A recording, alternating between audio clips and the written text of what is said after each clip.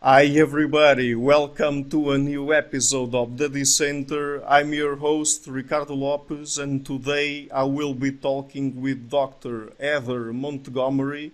She is a social anthropologist who studied for her PhD at Trinity College, Cambridge, which she wrote on child prostitution in Thailand. She has had jobs and research positions in Sussex, Norway, Texas, and at Oxford.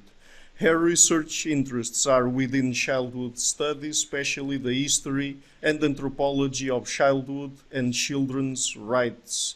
Heather, thank you so much for taking the time to come on the show. Thank you. Thank you for having me. Okay, it's my pleasure.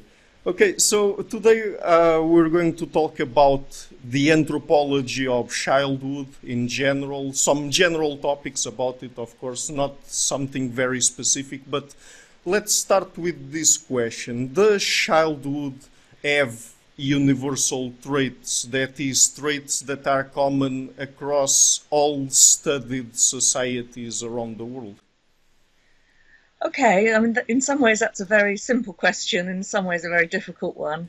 Of course, children have certain universal characteristics. They're smaller than adults. They grow in recognizable patterns and recognizable ways. We could tell you the difference cross-culturally between a 2-year-old and a 15-year-old.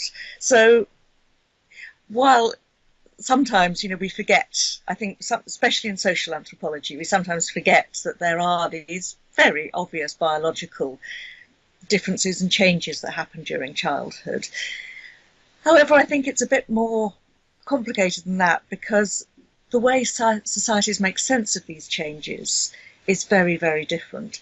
And so while 2-year-olds may have the same average bone length or whatever, what societies, different cultures think about those children, what they think a 2-year-old can do, what they think a 2-year-old is, differ very, very widely cross-culturally. So I'm always wary of universal statements, but at the same time, you can't get away from the fact that children are smaller than adults and that children are different from adults. And we don't know of any society ever, I mean, both across time or space, that ever thinks that children are the same as adults. Exactly. And it's interesting that you refer to the biological aspect because it's usually what people refer to when they talk about innate differences, in this case between boys and girls, for example. And I've already had quite a few evolutionary psychologists on the show, and they, of course, refer very much to those aspects.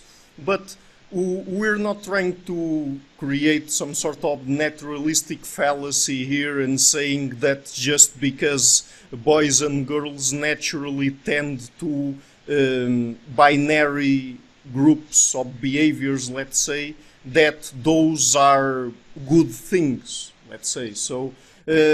But I guess that what you want to say is that the fact that boys and girls in different societies are treated differently and they are given different social values, even that those things also have an effect on the way boys and girls develop over time, correct?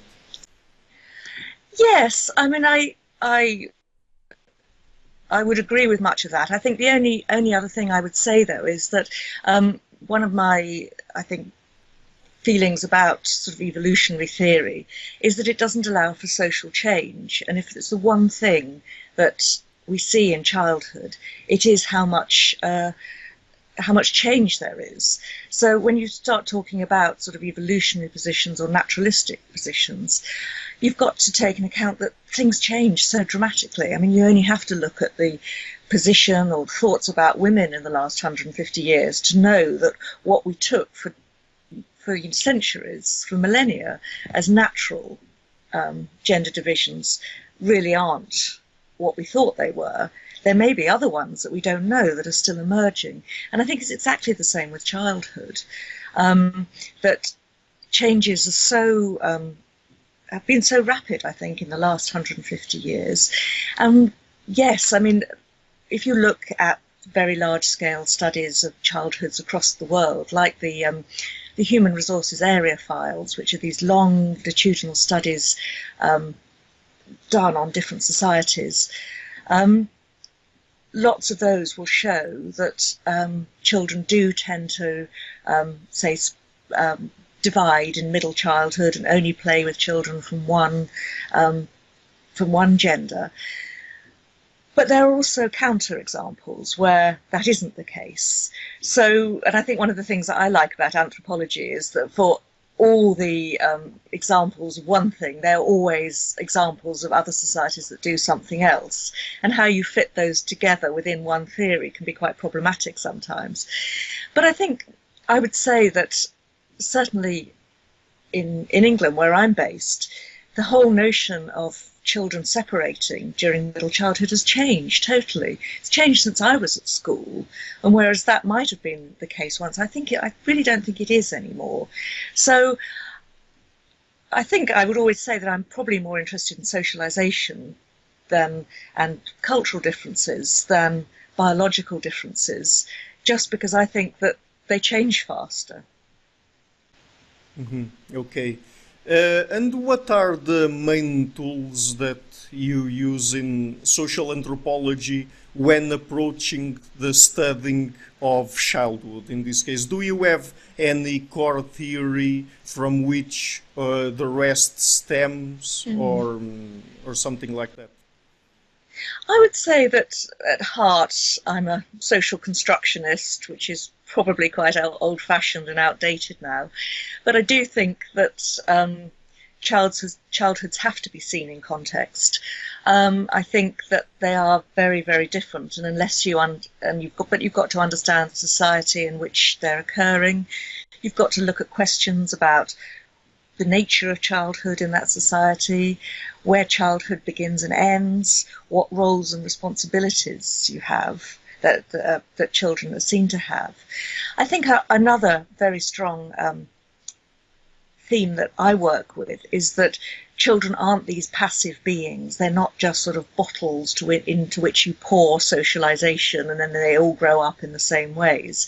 Children are very, very active. That they shape, I mean, as every sort of family knows, different children have different personalities, different children bring out different things in parents. So I see family life and childhood as relationships, and these relationships change the individuals and also change the shape of the family, and then go on to change society. So I think agency, and it's a very debated term and it can be taken, I think, sometimes to extremes, but I still think it's a very important term in the study of childhood, because it really recognises that children change adults as much as adults change children, and I think that's something that is sometimes overlooked.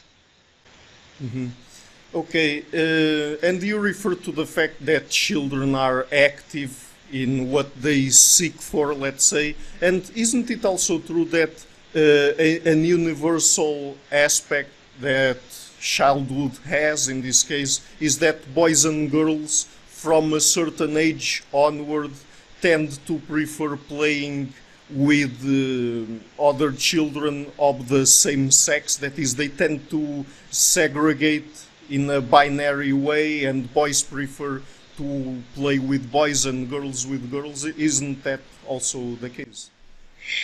Again, I think in general, maybe. I think, again, if you look at sort of these big cross-cultural comparative studies like the Human Resources Area Files, you do see that. However, you also see that maybe in smaller communities, in hunter-gatherer communities, for example, where there just aren't that many children, children do tend to play in mixed age and mixed sex groups. So it's not actually universal. I mean, you can think of reasons why that might be the case in these particular societies. But I think, as I was saying earlier, it changes, and I certainly see that change happening now in English society amongst English children. It may not be the same elsewhere. It may not be the same throughout England. But certainly in the schools I know and in the children I know now, I don't think that split is as dramatic as it probably was 10 or 20 years ago. So yes, I think it's one of those questions, and I think I'll say this to quite a lot of the questions you ask, that yes, in general, but there are also counterexamples and social change which we've got to factor in as well.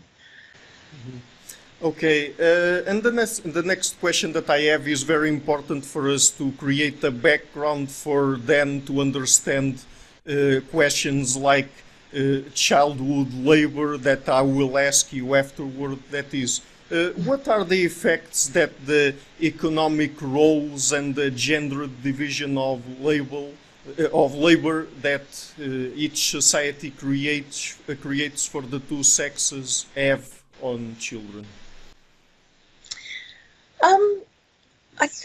I mean, obviously there's a very strong gender aspect to this, but I think it goes back to a sort of more general question about what are the roles and responsibilities of childhood, and also the roles of children within the family. I think that in the contemporary West, we've reached a stage now whereby children are not expected to contribute economically to the family. In any sense. I mean, they don't look after younger children anymore, which often frees up the mother to work. They don't contribute money to the family. I mean, in some places they do, but I mean, I think in most sort of industrial Western societies, they don't. So children are just not seen as net contributors in the West. Now, in other parts of the world, probably especially in poorer parts, but not always, childhood is seen very differently. Children have roles, they have responsibilities. Even if the parents were very rich, they might still make their children do certain forms of labour, because the family is seen more collectively and everyone must contribute. And within those communities, you see a whole variety of patterns. You do often see girls looking after younger children, because it's seen as a more natural role. It's also seen as a training for the future life, that they're girls, they will grow up as women, they'll be mothers, so that it's important that they learn to look after children from a very early age. Also, sometimes, usually, parents are more protective of girls. They don't want them going off to work in factories, they don't want them taking on wage labour outside the home. So while boys could go off and earn a wage and send money home, girls are less likely to expect that. But again, of course, as the world becomes more industrialised, there are more opportunities for girls to travel. That's changing. So yes, you do certainly see divisions of labour about what jobs girls do, what jobs boys do. But again, you've got to take into account sort of individual circumstances, cultural norms about what girls and boys should do, but what children should do, and think about that as well as thinking about the social change.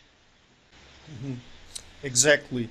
And would you say that perhaps in more traditional societies, it usually happens that we have these stricter roles for girls and boys?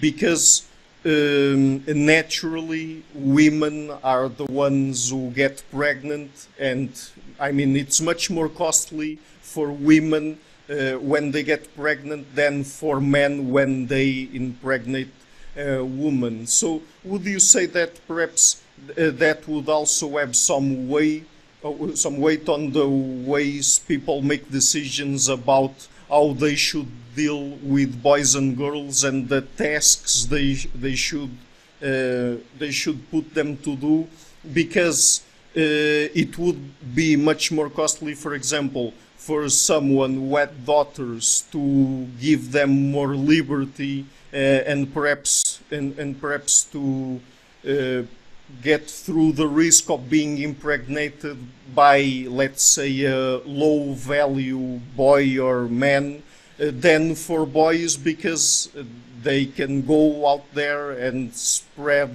and try to impregnate as many women as they can, and it doesn't really take a toll on their resources, at least immediately, let's say. Yes, I mean, I think there is a theory about this, and it's called parental investment theory. It's a lot of evolutionary anthropologists and psychologists talk about it.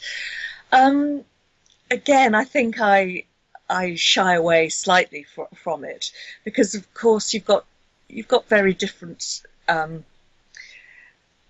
societies. You know, I can see absolutely that there's a difference between a dowry society and a bride wealth society, because of course in a dowry societies a girl is a net cost to you, raising her, raising a dowry for her, and then she will go off and reproduce in another family, whereas a boy brings both money and children into the family. And for a long time this was argued that this is one of the reasons that you educated boys in places like India but not girls, because what's the point? You were putting investments into a girl who was going to leave your family, whereas a boy would be staying there. So I certainly think that these sorts of decisions about investing in children certainly makes sense on one level. However, again, there's also been some research about saying that, well, actually boys can often earn more than girls, so it's better to send them off earlier and take them out of school earlier, whereas the girls haven't got much else to do before they get married, so you actually keep them in school longer. So again, for every sort of every big theory out there, I think that there are smaller sort of examples which undermine some of it, or not undermine it, but make you say yes, but. Mm-hmm. Okay, and how do you look at the exaggerated behaviors in terms of the way boys and girls act that occur usually after puberty and during adolescence? Because it seems to have a biological basis, but on the other hand, in your work, you also talk about, for example, initiation rituals, and they also have occur differently for boys and girls, and they focus on different aspects and different roles they would have to fulfill in that given society that they live in. So how do you deal with both these things? The biological part, that is when puberty hits, usually boys and girls, their differences get exaggerated, but on the other hand you also have the cultural aspect of the society promoting those exaggerations, right? Yes, I mean, I think you put it very well. I think probably initiation and you know, the rites of passage around initiation are one of those areas where sort of separating biology and culture is incredibly hard, and probably not very what's the point of trying to do it, because they're so intertwined. Yes, there's a very strong argument that initiation sort of makes boys more masculine and that makes girls more feminine in line with social norms. And they certainly, on the whole, tend to emphasize sexualities.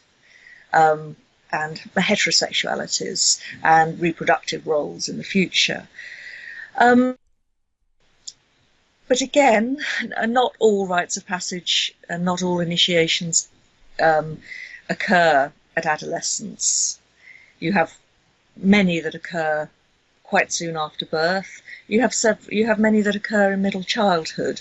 So again, I wouldn't want to sort of fit all these very different, very disparate rites of passage into one big overreaching theory. But I think you're absolutely right about saying that rites of passage in adolescence do tend to focus on reproductive roles and normative sexualities. Mm-hmm. Okay, and is there some general trend that these rituals of initiation and things like that have when they are divided by sex or gender? That is, for example, do the rituals of initiation that are directed at boys and girls share different aspects in different cultures? Do they tend to emphasize different things for boys and girls?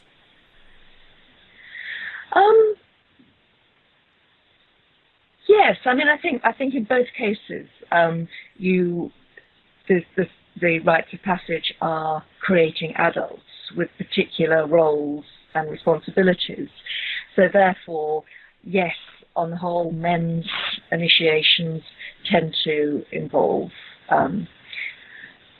more pain, more overcoming fear.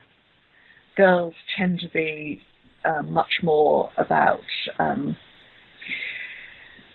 appropriate behaviour.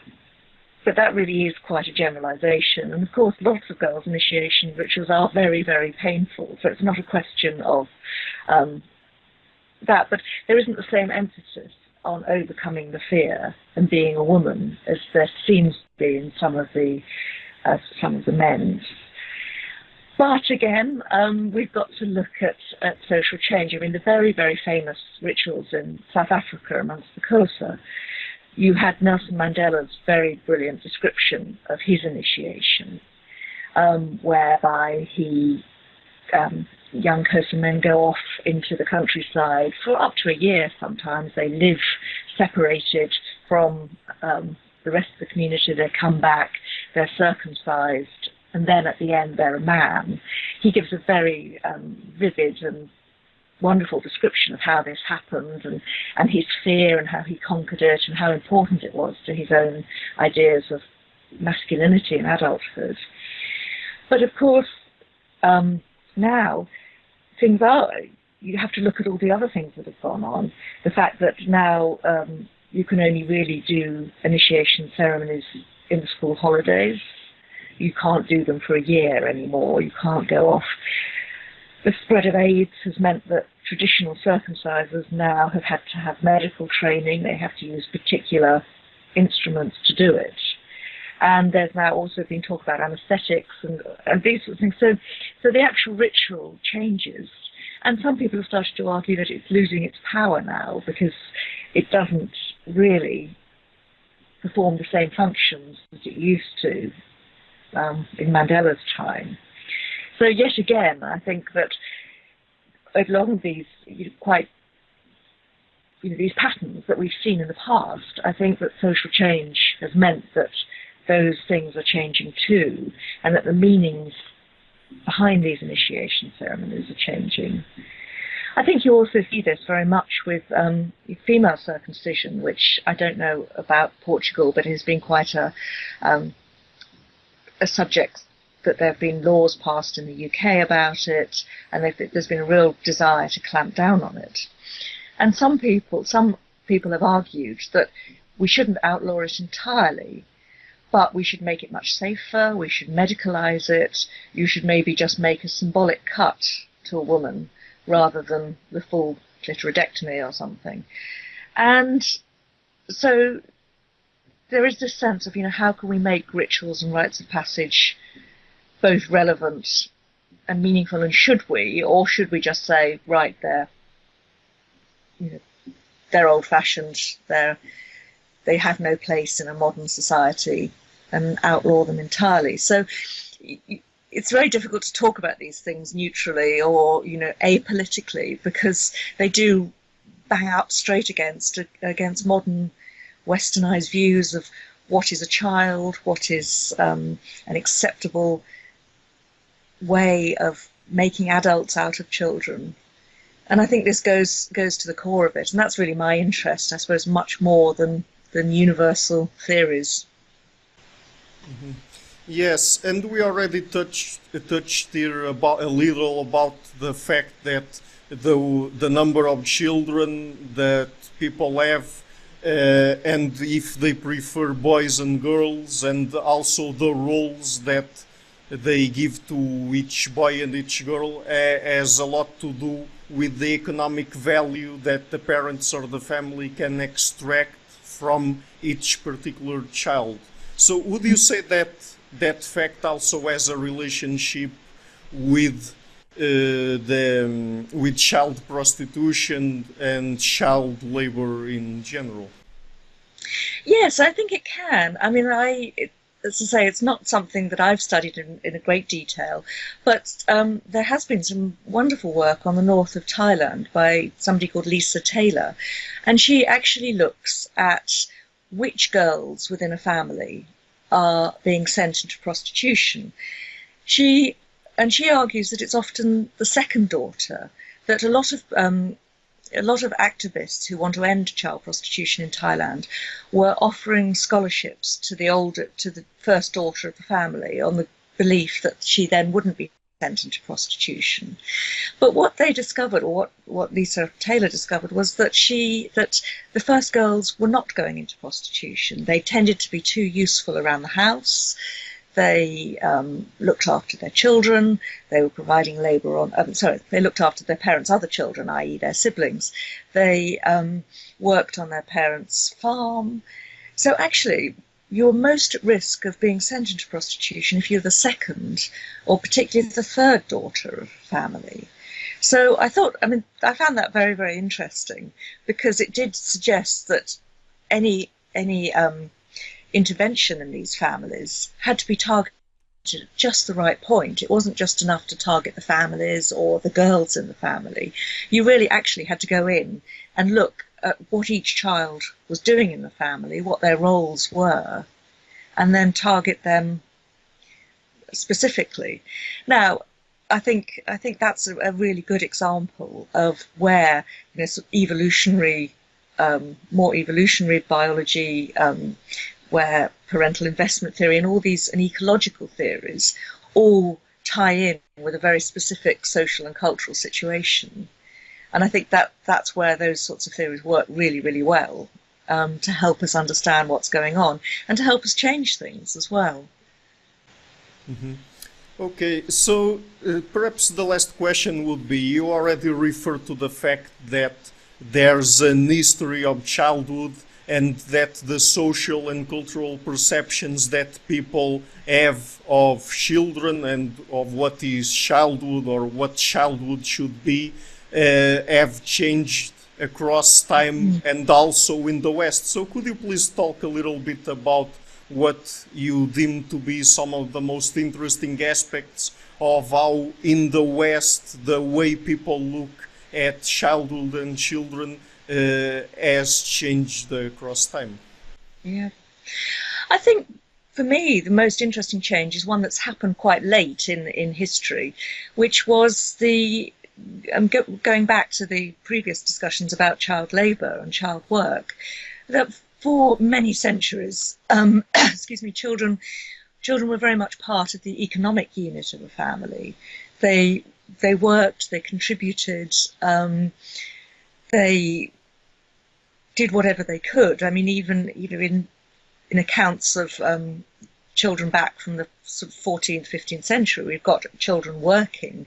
Even if it's going off picking fruit or blackberries, they're still making a small contribution to the family. And the family is much more collective. And I think, and there's debate amongst historians about when this happened, but I think sometime between the end of the late 19th century and the middle of the 20th century, there was a very dramatic shift in how children were seen and how they were valued. And there's a wonderful historian called Viviana Zelitzer, who is an economic historian, and she argues that children have gone from being economically valuable to emotionally priceless. And by that she means that children were valued in the past because of what they brought into the family, the contributions they made to it. But now we value children sentimentally, which is not necessarily a bad thing, but we look at them in terms of the love they give us, the love we give them. And it's an entirely different register, a different way of talking about children, that we are emotionally very attached to them. And that's not to say that parents in the past weren't. And I think this is always a problem. You try and say that parents have only just started recently loving their children. They haven't. but they valued them differently. And nowadays we don't expect children to work. We barely expect them to do chores. We often give them pocket money to do chores rather than getting them to contribute back. And I think that's been a very big shift. And I think children have become now the sort of the centre of the family.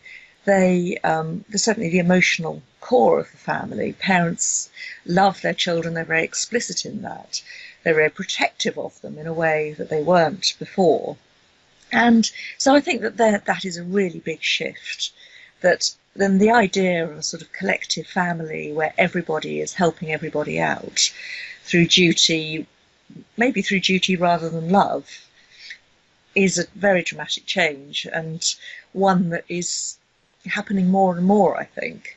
I think children, in many ways, we've reached a very odd point of history where children are better protected than ever before, they're safer than ever before, and yet we worry about them like ever before. Child mortality rates, which of course people in the past would have to deal with 7 out of 10 children dying. Now we don't have to worry about that, so we worry about other things, and probably often over worry about it. So I think it's a very interesting time for the study of childhood and the history of childhood as well, because there have been such rapid changes in the past 100 years, and I think that they're sort of speeding up now. So yes, I think it's a fascinating subject. It's a subject that there's always something to talk about and write about sort of history and anthropology of children, and it's a field that I feel very lucky to have spent my working life studying.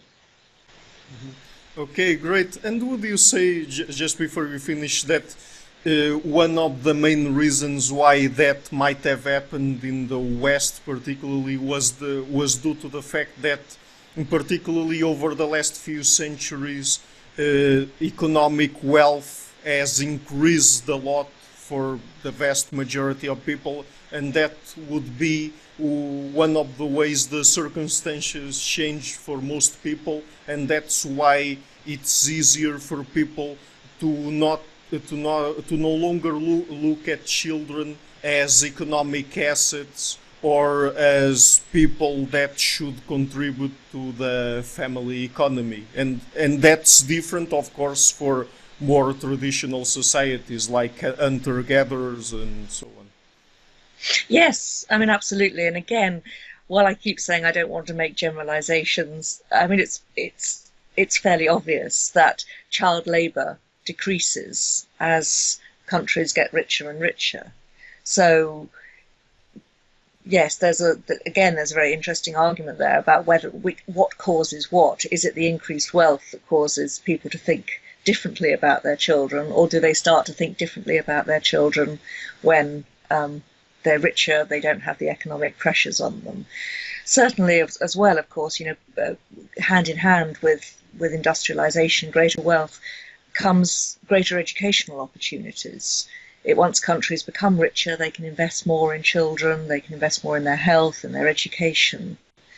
And so that as well, I think, shifts how children are seen and their importance. But yes, certainly increased wealth decreases child labour on the whole. But I could probably find you exceptions. So. Yes, sure. Okay, Heather, so are there any good places on the internet where people can find and follow your work? Or if not, perhaps you could like to share with people books or other resources where they can get in touch with your work? Yes, I would recommend that they looked at my website. I work at the Open University in the UK, which you can Google. And I'm very happy always to debate and talk with people about childhood. So please get in touch. Okay, great. So it was a wonderful conversation, and again, I would really like to thank you for taking the time to come on the show. Oh, well, thank you. It's been great talking to you. Hi guys, thank you so much for watching this video until the end. I would also like to ask you to please pay a visit to my Patreon page and see if you can make a pledge there. I would really be thankful for that.